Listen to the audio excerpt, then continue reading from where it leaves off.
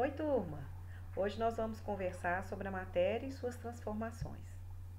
A matéria se transforma, porque a matéria se transforma o tempo todo, ainda que a gente não tenha todo esse controle que a gente gostaria de ter sobre as transformações. Já que a gente começou a falar do universo meio mágico, vamos pensar no Olaf, um boneco de neve que desejava muito que o verão chegasse logo, porque ele queria ser um boneco de neve feliz. Bom, dá para perceber que Olaf não sabia muito de ciências, porque ele achava que podia curtir tudo isso impunemente. Mal sabia o Olaf que o que o aguardaria seria simplesmente essa transformação de boneco de neve para água líquida. E será que essa é a única transformação que a água pode sofrer? Claro que não. Num dia bonito de verão, um sol lindo, a gente põe a roupa para secar e a água parece desaparecer. Bom, ela não desaparece. Na natureza, nada deixa de existir simplesmente. Tudo o que acontece são transformações. A água da roupa seca porque ela é transferida para o ar. E, naturalmente, ela fica na atmosfera, pode levar à formação de nuvens, que depois, muito densas, voltam a cair na forma de chuva. A matéria, ela pode existir em três modos diferentes, em três estados: no sólido, no líquido e no gasoso. Eu escolhi a água para falar dessas transformações porque essa é a substância mais comum que existe na vida da gente o tempo todo. Nós lidamos com a água nos três estados. E essas transformações podem acontecer bem diante dos nossos olhos. Por que a água consegue mudar de estado? O que acontece com ela? Dá para imaginar que algo acontece nas partículas que formam a água. Vamos pensar nisso. A matéria é formada de partículas minúsculas que se chamam moléculas. A gente já conversou sobre isso. A maneira como essas moléculas se agrupam e a quantidade de energia que elas têm determina o tanto que elas vão se movimentar e como é que elas vão se comportar. Olha só, no sólido, normalmente as partículas estão mais próximas e mais organizadas, elas se movimentam menos. No líquido, geralmente elas começam a se mover mais e se desorganizam bastante. Por isso a gente consegue colocar a mão dentro de um copo com água líquida, mas não pode fazer isso dentro do gelo, a menos que a gente perfure o gelo.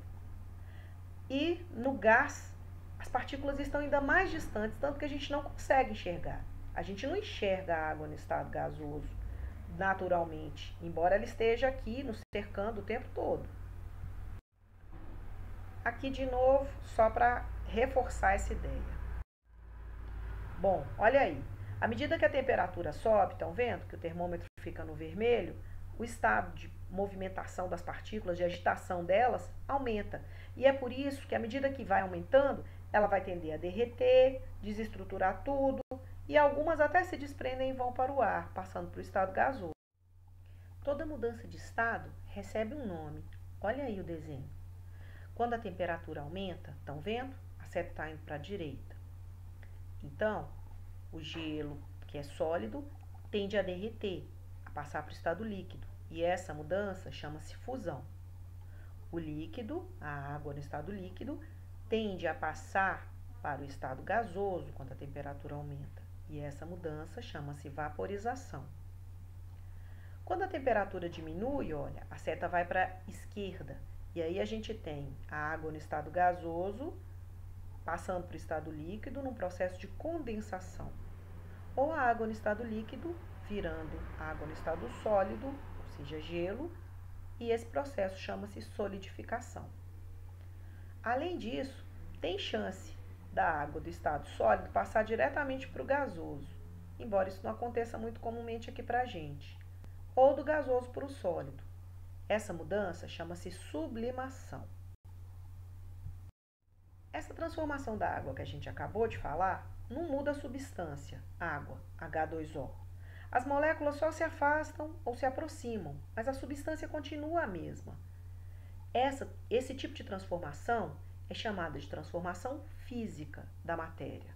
Vamos ver outros exemplos. A madeira sendo cortada, um papel sendo rasgado.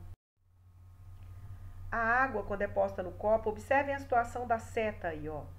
A luz faz com que o aspecto da seta mude de um lado para outro, a gente passa a ver invertido. Mas isso é só enquanto tem água aí. Também é uma transformação física. Mas também existem transformações que mudam profundamente a estrutura da matéria, que alteram as substâncias que estavam ali. Essas são as chamadas transformações químicas da matéria. É o que acontece, por exemplo, quando o milho de pipoca estoura. Toda reação química é uma transformação química da matéria. Isso é tudo, pessoal. Até a próxima!